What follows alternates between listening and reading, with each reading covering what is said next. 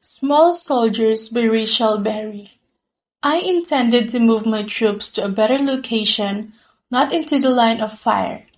As a 27-year-old single mother of 4 children, I tended to think of myself as a fearless leader of my brood.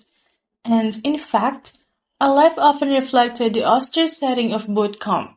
The five of us were crammed into close quarters, a two-bedroom apartment in New Jersey, and we lived a life of self-deprived discipline. I couldn't afford any of the niceties and luxuries other parents did, and aside from my mother, none of the rest of our family was involved in the kids' lives at all. That left me as a commander-in-chief.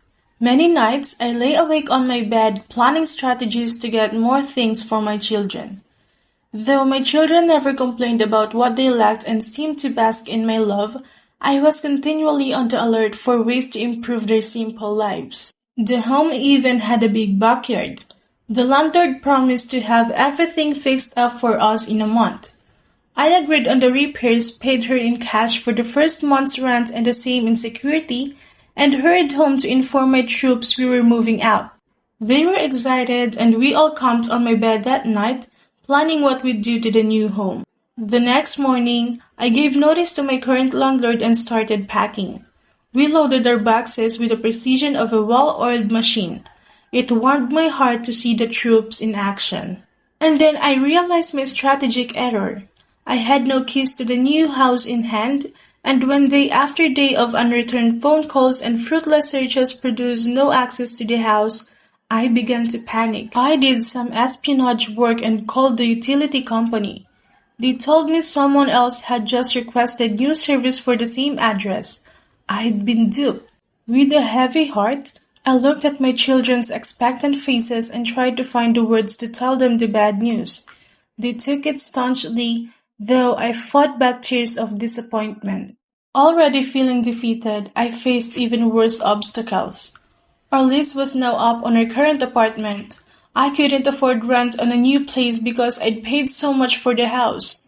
My mother wanted to help, but children were not allowed in her small apartment. Desperate, I asked a fellow veteran fighter to help, a single mother of 5 who was struggling as much as I. She tried her best to be hospitable, but 9 kids in 4 rooms, well, you get the picture. After 3 weeks, we were all mutinous. We had to get out. I had no options left, no new orders to follow.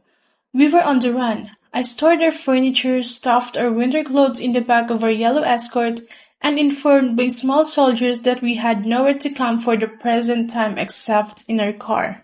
My sons, 6 and 10, met my gaze and listened intently. "Why can't we stay at Grandma's?" my oldest asked. That question was followed by several suggestions of others we should be able to stay with. In each case, I had to tell them the harsh truth. People have their own lives, honey. We have to handle this on our own. We can do this. But if my bravado appeased them, it didn't fool me. I needed strength. Where could I get help? Knowing it was time to turn in for the night, I gathered up my troops and we marched to the car. The children were calm and compliant, but my thoughts were engaged in fierce warfare. Should I do this to them? What else could I do? Unexpectedly, it was my own troops who gave me the strength I needed. As we lived in our car for the next 4 weeks, showering at my mother's in the mornings and eating at fast food joints, the kids seemed to enjoy the odd routine. They never missed a day of school, never complained, and never questioned my judgment. They were so certain of their commander's wisdom that even I began to feel courageous. We could manage this. We parked in a different spot each night, well-lighted areas near apartment buildings.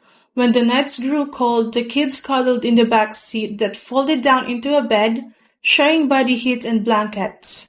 I sat in the front, keeping watch between doses and starting the motor every so often to run the heat. When I had earned enough to afford rent someplace, I couldn't find any apartments that would accept 4 children, so we checked into a hotel. It was like being on a fantastic furlough. We were thrilled, reveling in the heat, the beds, the safety.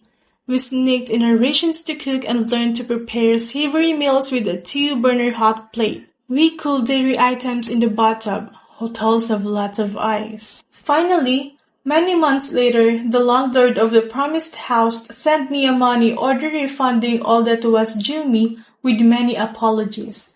I used the money to find us an apartment. That was 13 years ago. I'm sharing command now with a husband, and we keep our children in a wonderfully large house. Every morning, when I run the inspection on my troops, taller now, looking at me eye to eye, I think back on the horrible enemy of desperation that we fought and defeated together. After hearing the story Small Soldiers by Rachel Berry, do the mother did the right thing by letting her children to live under car for weeks? Why do you say so? Do the mother did the right thing by letting her children to live under car for weeks? Why do you say so?